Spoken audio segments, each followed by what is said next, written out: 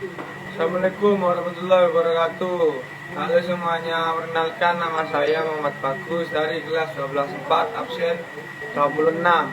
Saya di sini akan menjelaskan tentang bab 1 geografi kelas 12 yaitu wilayah dan tata ruang. Saya akan menjelaskan dua subbab pada materi ini yaitu pertama, wilayah dan perwilayahan, dan kedua, pengembangan desa dan kota. Sebelumnya, kita perlu mengetahui tentang apa yang dimaksud dengan wilayah. Wilayah merupakan suatu tempat yang memiliki batas-batas yang jelas dan definitif, di mana secara alamiah memisahkan satu wilayah dari wilayah lainnya. Wilayah merupakan sarana untuk mencapai tujuan dan dibentuk menurut perspektif manusia dan menjadi suatu model yang digunakan untuk mempelajari dunia. Selanjutnya yaitu klasifikasi wilayah. Wilayah dibagi menjadi 4, yaitu pertama, wilayah formal. Wilayah formal adalah wilayah geografis yang bersifat homogen menurut kriteria tertentu, baik berupa kriteria fisik seperti topografi, iklim, atau vegetasi yang berkaitan dengan kondisi geografis maupun kriteria ekonomi seperti jenis industri atau pertanian. Contohnya, wilayah formal yaitu wilayah kawasan wisata di Pangandaran. Yang kedua yaitu wilayah nodal. Wilayah nodal adalah wilayah geografis dengan koherensi fungsional tertentu, saling memiliki ketergantungan berdasarkan kriteria tertentu. Contohnya wilayah nodal yaitu kawasan Jabodetabek yang meliputi Jakarta, Bogor, Depok, Tangerang, dan Bekasi, di mana Jakarta berperan sebagai kota inti dan kota-kota di sekitarnya sebagai kota penyangga. Yang ketiga yaitu wilayah perencanaan. Wilayah perencanaan adalah wilayah geografis yang cocok untuk perencanaan dan pelaksanaan rencana pembangunan daerah. Contoh wilayah perencanaan yaitu wilayah ibu kota negara baru atau IKN di kawasan Sepaku yang berbatasan dengan Penajam, Pasir Utara, dan Kabupaten Kutai Kartanegara, Kalimantan Timur yang direncanakan menjadi ibu kota baru negara Indonesia. Dan yang terakhir yaitu wilayah administratif. Wilayah administratif dibentuk untuk tujuan-tujuan manajerial dan organisasional. Baik organisasi swasta maupun pemerintah sama-sama sepakat bahwa pembentukan wilayah administratif akan sangat bermanfaat. Contoh wilayah administratif yaitu adalah kota, kabupaten, provinsi seperti kota Surabaya, provinsi Bali, Kabupaten Mojokerto. Selanjutnya yaitu perwilayahan. Perwilayah dibagi menjadi 3, yaitu perwilayahan formal atau perwilayahan homogen. Perwilayahan formal didasarkan pada kesamaan gejala atau objek yang dimiliki suatu wilayah. Hal ini dapat diketahui berdasarkan data spasial dan statistik wilayah terkait, sehingga dapat diketahui apa saja persamaan wilayah tersebut. Contohnya, mengelompokkan negara beriklim tropis dapat dilakukan dengan menganalisis lokasi astronomis atau unsur-unsur tertentu. Klasifikasi iklim yang ditentukan seperti suhu atau hujan rata-rata tahunan maupun bulanan. Perwilayahan nodal atau perwilayahan heterogen. Perwilayahan nodal didasarkan pada gejala atau objek yang heterogen. Pada batas-batas tertentu terbentuk suatu kesatuan, hubungan, dan pola ketergantungan yang biasanya terkontrol oleh sebuah titik pusat yang penekanannya pada hubungan fungsional. Contohnya wilayah Jabodetabek. Yang ketiga yaitu perwilayahan perencanaan atau perwilayahan program. Perwilayahan perencanaan terdiri atas perwilayahan formal atau nodal atau kombinasi antar perwilayahan formal dan nodal. Perwilayahan perencanaan mengacu pada program perencanaan tata ruang dan kebijakan pemerintah mengenai pembangunan yang akan dicapai. Terdapat beberapa tujuan pengembangan wilayah, yaitu yang pertama mewujudkan pemerataan pertumbuhan wilayah untuk mengurangi kesenjangan antara satu daerah dengan daerah lainnya, dan untuk pemerataan pembangunan yang berkeadilan. Yang kedua menjadi stabilitas ekonomi nasional, yakni kondisi perekonomian suatu negara yang terjaga dengan baik dan kondusif serta berlangsung dalam jangka waktu yang panjang. Dan yang terakhir yaitu mendorong efisiensi pertumbuhan wilayah yang dipengaruhi oleh ketersediaan sarana dan prasarana yang memadai agar terwujud percepatan pertumbuhan wilayah. Teori klasik dikenal pula sebagai teori sewa tanah yang diperkenalkan oleh von Thunen pada 1982. Berdasarkan teori ini, tanah yang letaknya paling jauh dari kota memiliki sewa sebesar 0 dan sewa tanah itu meningkat secara linear ke arah pusat kota. Semakin jauh jarak lahan atau tanah tersebut dari kota, semakin murah nilai sewanya, begitupun sebaliknya. Von Thunen mengidentifikasi tentang perbedaan lokasi dari sebagai kegiatan pertanian atas dasar perbedaan sewa lahan. Ia menentukan hubungan sewa lahan dengan jarak ke pasar dengan menggunakan kurva permintaan. Berdasarkan perbandingan antara harga jual dengan biaya produksi, masing-masing jenis produksi memiliki kemampuan yang berbeda untuk membayar sewa lahan.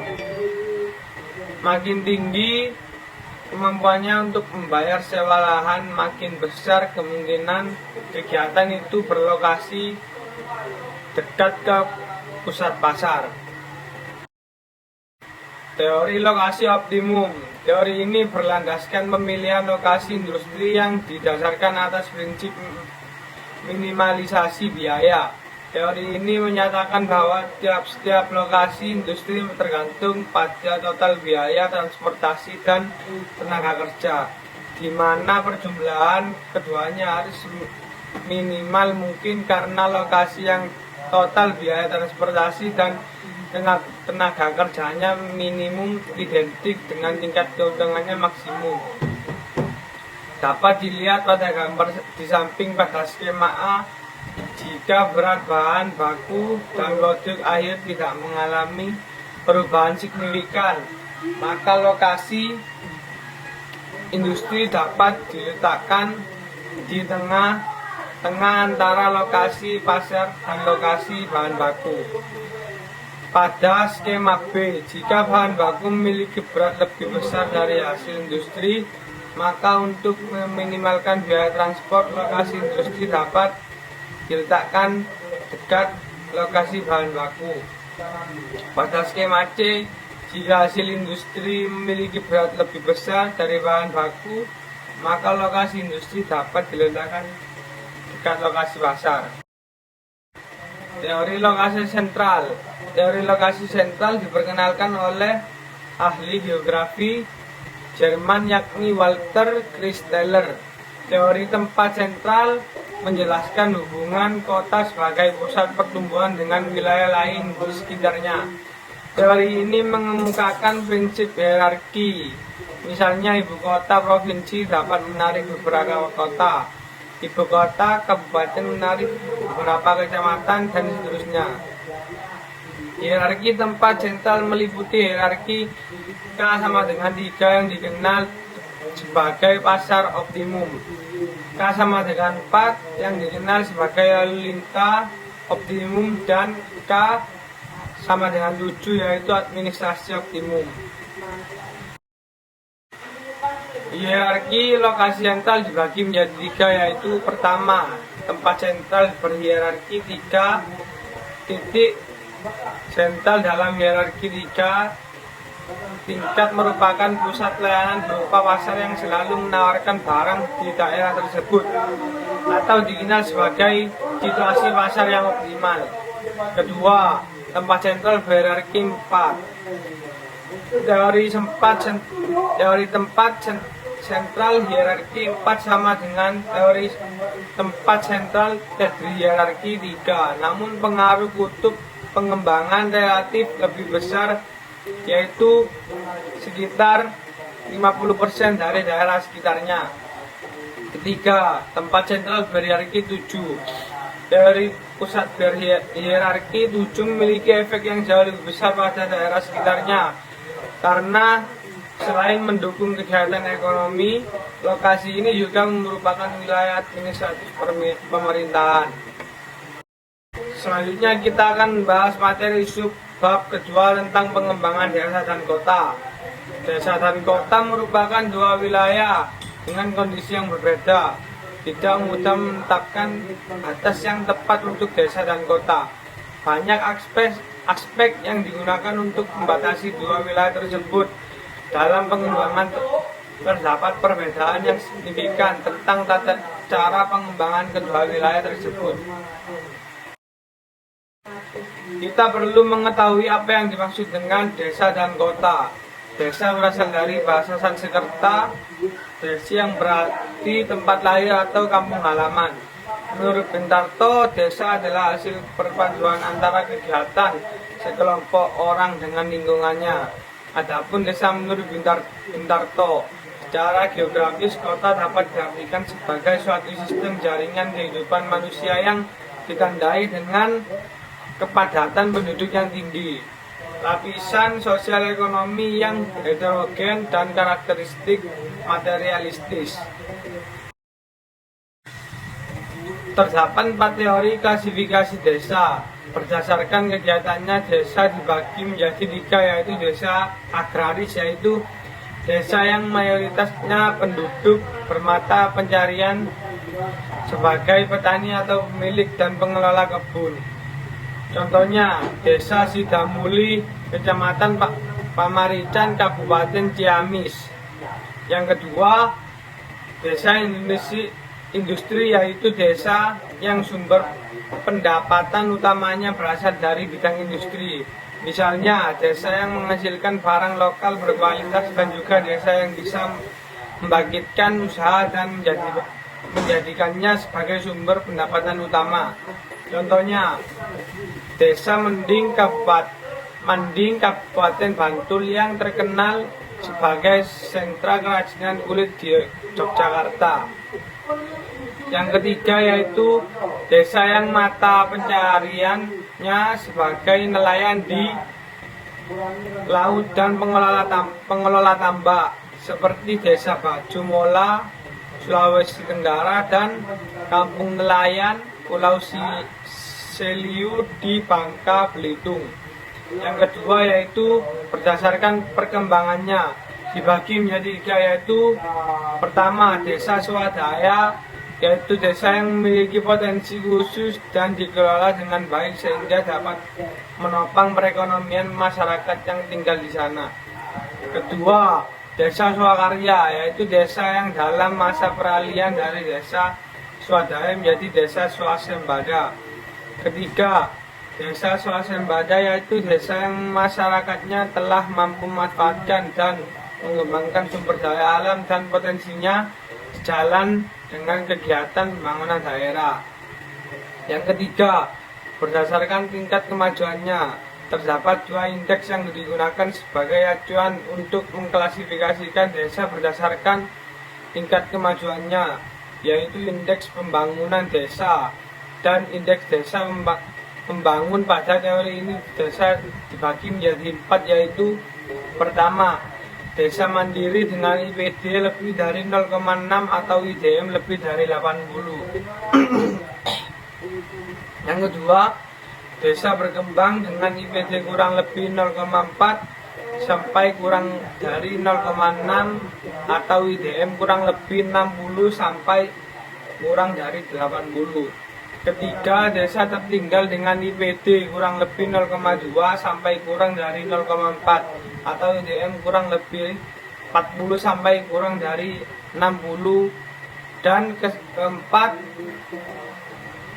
desa sangat tertinggal dengan IPD kurang 0,2 atau IDM kurang dari 40. Yang keempat, berdasarkan tingkatannya, desa diklasifikasikan menjadi desa genealogis, teritorial, dan campuran. Pertama, desa genealogis yaitu yang menyatu dengan penduduknya yang masih ada hubungan darah atau keberatan. Contohnya yaitu desa Kanekes, Ciweo, dan Cikeusik di daerah Banten yang menjadi tempat tinggal masyarakat Baduy. Kedua, desa teritorial yaitu teritorial yaitu desa yang dihubungkan oleh kepentingan bersama dan wilayahnya memiliki batas yang jelas. Ketiga, desa campuran yaitu desa yang dipersatukan baik melalui hubungan darah maupun kesamaan kepentingan. Sekian dari saya. Wassalamualaikum warahmatullahi wabarakatuh.